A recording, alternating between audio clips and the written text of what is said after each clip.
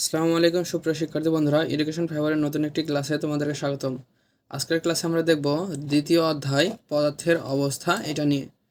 তো পদার্থের অবস্থা এই অধ্যায়টি আলোচনা করার আগে আমাদেরকে জানতে হবে পদার্থ কী। পদার্থের বিশেষ বৈশিষ্ট্য হলো এগুলোর ভর আছে এবং এরা স্থান দখল করে, যেমন চেয়ার, টেবিল, খাতা, কলম, বরফ, পানি, বাতাস ইত্যাদি।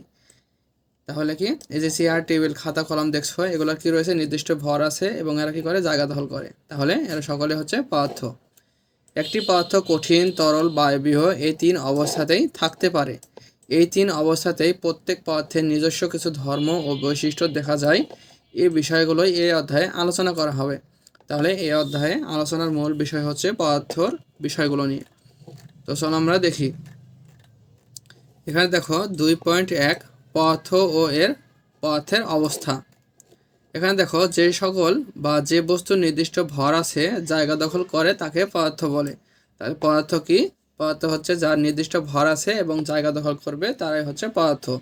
কক্ষ তাপমাত্রায় কোনো কোনো পদার্থ কঠিন, কোনো কোনো পদার্থ তরল, আবার কোনো কোনো পদার্থ গ্যাসীয় অবস্থায় থাকে। তাহলে কক্ষ তাপমাত্রায় কোনো পদার্থ কঠিন, কোনো পদার্থ তরল এবং কোনো পদার্থ গ্যাসীয় অবস্থায় থাকতে পারে। এখানে যেমন দেখো কক্ষ তাপমাত্রায় চিনি। তো চিনি হচ্ছে কি আমরা জানি একটি কঠিন পদার্থ। খাদ্য লবণ কঠিন পদার্থ, মার্বেল এগুলো সবই হচ্ছে কঠিন অবস্থায় থাকে, অর্থাৎ এরা হচ্ছে কঠিন পদার্থ।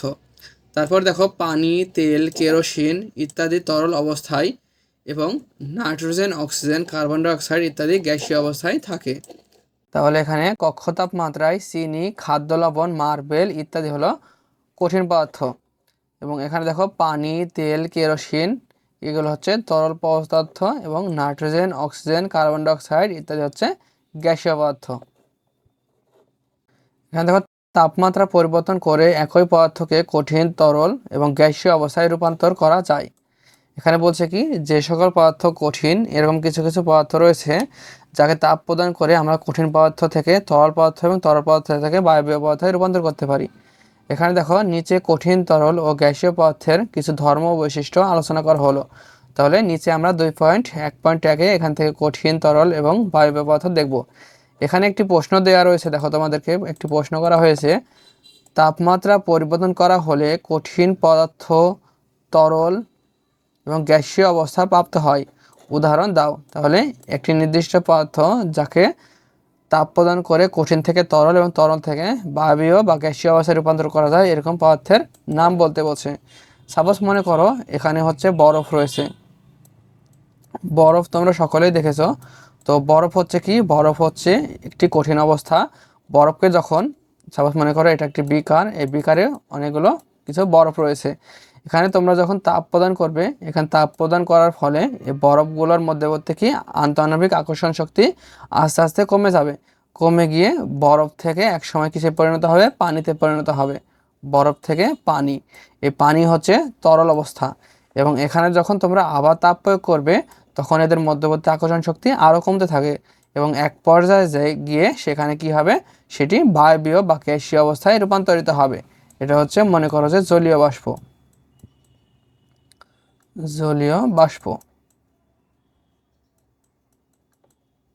তাহলে এখানে আমরা দেখলাম বরফ একটি কঠিন পদার্থ যাকে তাপ প্রয়োগ করলে পানিতে পরিণত হলো এবং পানিতে পরিণত হওয়ার পরে সেখানে আমরা তাপ প্রয়োগ করলে সেখান থেকে আমরা কী পাবো? আবার জলীয় বাষ্প পাবো, যার আন্তঃআণবিক আকর্ষণ শক্তি নেই বলেই চলে। তো সেগুলো নিয়েই আমরা হচ্ছে কঠিন, তরল এবং বায়বীয় পদার্থ বিস্তারিত এখন আলোচনা করব। তো এখানে তোমরা একটি উদাহরণ অবশ্যই বুঝতে পেরেছো যে বরফ, পানি এবং জলীয় বাষ্পের উদাহরণটা তোমরা এখানে দিতে পারো।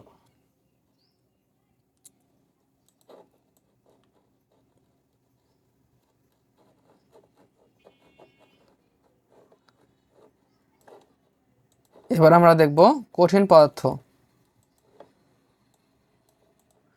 কঠিন পদার্থের নির্দিষ্ট ভর, নির্দিষ্ট আকার ও নির্দিষ্ট আয়তন আছে। তাহলে কঠিন পদার্থের কি রয়েছে? কঠিন পদার্থের নির্দিষ্ট ভর আছে, নির্দিষ্ট আকার আছে এবং নির্দিষ্ট আয়তন আছে।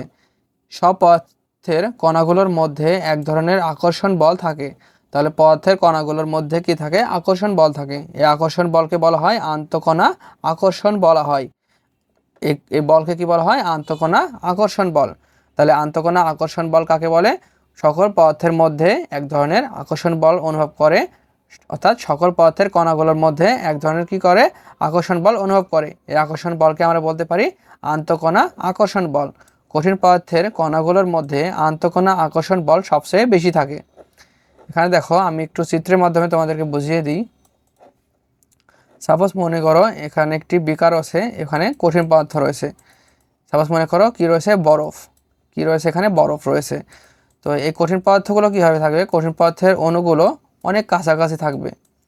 কঠিন পদার্থের এই কণাগুলো খুবই কাছাকাছি বিদ্যমান থাকবে। এদের মধ্যবর্তী আন্তঃকণা আকর্ষণ শক্তি সবচাইতে বেশি।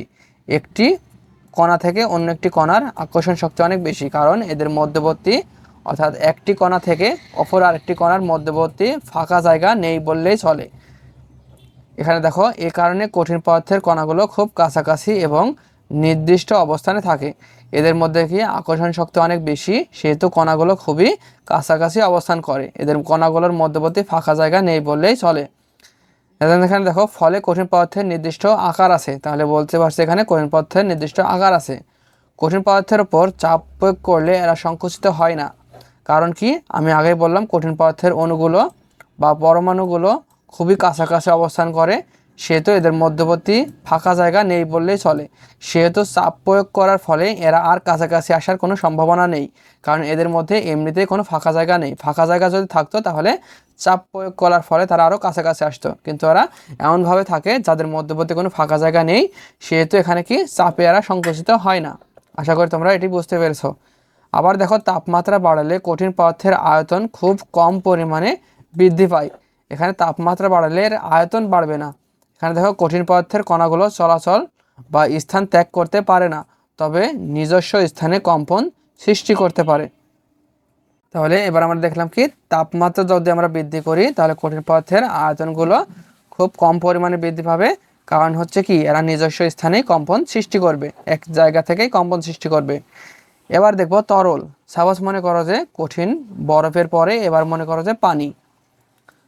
এবার হচ্ছে পানি। সাপোজ এই যে কঠিন বরফ ছিল, বরফকে তাপ প্রয়োগ করার ফলে কি পরিণত হলো, পানিতে পরিণত হলো। এই পানির কি হবে, পানির কণাগুলো একটু দূরে দূরে অবস্থান করবে। এখানে পদার্থের কণাগুলো একটু দূরে দূরে অবস্থান করবে, কঠিন পদার্থের চাইতে একটু দূরে দূরে অবস্থান করবে। আমরা দেখেছিলাম কি, কঠিন পদার্থের সময় কণাগুলো খুবই কাছাকাছি অবস্থান করছিল, তাদের মধ্যবর্তী ফাঁকা জায়গা নেই বললে চলে, এবং এদের মধ্যবর্তী কি আন্তঃকণা আকর্ষণ শক্তি অনেক বেশি ছিল। এবার তরল পদার্থে কী হবে, তরল পদার্থের কী রয়েছে, নির্দিষ্ট ভর আছে, নির্দিষ্ট আয়তন আছে, কোনো নির্দিষ্ট কোনো আকার নেই। কারণ তুমি মনে করো যে তরল, মনে করো পানি, পানিকে যদি কোনো গ্লাসে রাখো তাহলে সেই পানি গ্লাসের আকার ধারণ করবে, আবার কোনো একটি পাত্রে রাখলে সেই পাত্রের আকার ধারণ করবে, কোনো একটি জারে রাখলে সেই জারের আকার ধারণ করবে। এভাবে পানিকে তুমি যেখানেই রাখো না কেন, যেই পাত্রে রাখবে সেই পাত্রের আকার ধারণ করবে। সেই কারণে এখানে কোনো নির্দিষ্ট কী নেই, কোনো নির্দিষ্ট আকার নেই। তরল পদার্থকে যে পাত্রে রাখা হয় সেই পাত্রের আকার ধারণ করে। তরল পদার্থের কণাগুলো কঠিন পদার্থের কণাগুলোর চেয়ে তুলনামূলকভাবে বেশি দূরত্বে থাকায় এদের মধ্যে আন্তঃকণা আকর্ষণ বল কঠিন পদার্থের চেয়ে কম হয়। যেটা আমি বললাম কি, তরল পদার্থের কণাগুলো একটু দূরে দূরে অবস্থান করবে, সেহেতু এদের আন্তঃকণা আকর্ষণ শক্তি বা আকর্ষণ বল কঠিন পদার্থের চাইতে কী হবে, কম হবে। তরল পদার্থে চাপ প্রয়োগ করলে আয়তন হ্রাস পায় না, তবে চাপ প্রয়োগ করলে তরল পদার্থের আয়তন বৃদ্ধি পায়। তাহলে চাপ প্রয়োগ করলে কি হবে, তরল পদার্থের আয়তন বৃদ্ধি পাবে। এই আয়তন বৃদ্ধির পরিমাণ কঠিন পদার্থের চেয়ে বেশি। এখানে দেখো তুমি যদি এবার হচ্ছে তরল পদার্থকে চাপ প্রয়োগ করো, এখানে যদি চাপ প্রয়োগ করো, চাপ প্রয়োগ করা অর্থ হচ্ছে সেগুলোকে যদি শীতল করো, তাহলে এখানে যদি শীতল করা হয় তাহলে এই তরল পদার্থ এক সময় গিয়ে কঠিন পদার্থে রূপান্তর হবে, এবং যদি তুমি এগুলোকে তাপ প্রয়োগ করো তাহলে এক সময় গিয়ে সেটা বায়বীয় বা গ্যাসীয় অবস্থায় রূপান্তরিত হবে। তাহলে এখানে যেটা আমি বললাম যে কঠিনকে তাপ প্রয়োগ করলে হয় তরল, এবং তরলকে যদি তুমি আরও তাপ প্রয়োগ করো, তাপ প্রয়োগ করার ফলে হবে সেটা হবে গ্যাসীয়। এবং বিপরীতক্রমে যদি তুমি চিন্তা করো যে গ্যাসীয় অবস্থায় রয়েছে, সেখানে যদি চাপ প্রয়োগ করো, চাপ প্রয়োগ করার ফলে সেটা হচ্ছে তরলে পরিণত হবে, এবং তরলকে তুমি যদি আরও চাপ প্রয়োগ করো তাহলে সেটা কঠিনে প্রয়োগ করা হবে, কঠিনে রূপান্তরিত হবে। এই হচ্ছে চাপ এবং হচ্ছে তাপের ফল কঠিন, তরল এবং বায়বীয়ের ক্ষেত্রে। এখানে দেখো বলছে কেন তরল পদার্থের কণাগুলো কঠিন পদার্থের চেয়ে বেশি দূরে অবস্থান করে। তাহলে এখানে বেশি দূরে অবস্থান করার কারণ কি, মূল কারণ হচ্ছে কি এখানে আন্তঃকণা আকর্ষণ শক্তি কঠিন পদার্থের চাইতে কম, সেহেতু এখানে কি কণাগুলো একটু দূরে দূরে অবস্থান করে, সেহেতু এখানে তোমরা বলতে পারবে যে আকর্ষণ বল কম থাকার কারণে এখানে কণাগুলো একটু দূরে দূরে অবস্থান করে। এবার দেখো 2.1.3 বায়বীয় বা গ্যাসীয় পদার্থ। এখানে দেখো গ্যাসীয় পদার্থের নির্দিষ্ট ভর আছে কিন্তু নির্দিষ্ট কোনো আকার বা আয়তন নেই। তাহলে আমি এখানে বরফ, পানি এবং এখানে মনে করো বায়বীয়র ক্ষেত্রে আমি ধরলাম যে জলীয় বাষ্প। জলীয়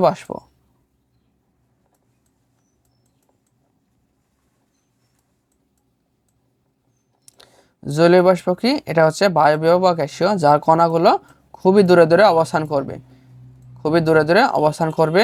এদের মধ্যবর্তী কি আন্তঃকণা আকর্ষণ শক্তি বা আকর্ষণ বল নেই বললেই চলে। এখানে কণাগুলো খুবই দূরে দূরে অবস্থান করবে এবং এখানে কোনো আকর্ষণ শক্তি নেই বললেই চলে। এখানে দেখো যে কোনো পরিমাণ গ্যাসীয় পদার্থ ভিন্ন ভিন্ন আয়তনের পাত্রে রাখলে পদার্থের ধারক পাত্রের পুরো আয়তন দখল করে। তাহলে এই গ্যাসীয় পদার্থ যদি কোনো পাত্রে রাখো তাহলে সেই পাত্রের পুরো আকার সেটা ধারণ করবে, এই পাত্রের পুরো আকার সে ধারণ করবে। গ্যাসীয় পদার্থের কণাগুলো কঠিন ও তরল পদার্থের চেয়ে অনেক বেশি দূরে অবস্থান করে, তাই এদের আন্তঃকণা আকর্ষণ বল খুবই কম। চাপ প্রয়োগে করলে গ্যাসীয় পদার্থের আয়তন অনেক কমে যায়, আবার তাপ প্রয়োগ করলে গ্যাসীয় পদার্থের আয়তন কি অনেক বেড়ে যায়। এখানে চাপ প্রয়োগ করলে কি হয়, আয়তন অনেক কমে যায়। এখানে কি গ্যাসীয় অবস্থায় ছিল তখন আয়তন অনেক বেশি ছিল, কারণ অনেক দূরে দূরে অবস্থান করছে কণাগুলো। যখন তুমি চাপ প্রয়োগ করবে তখন কি এই গ্যাসীয় থেকে এই কণাগুলো কি খুব কাছাকাছি চলে আসবে। চাপ প্রয়োগ করার ফলে কণাগুলো কাছাকাছি আসে, সেটাতে কি পরিণত হবে, এটা পরিণত হবে তরল অবস্থায় পরিণত হবে, এটা পরিণত হবে তরল অবস্থায়।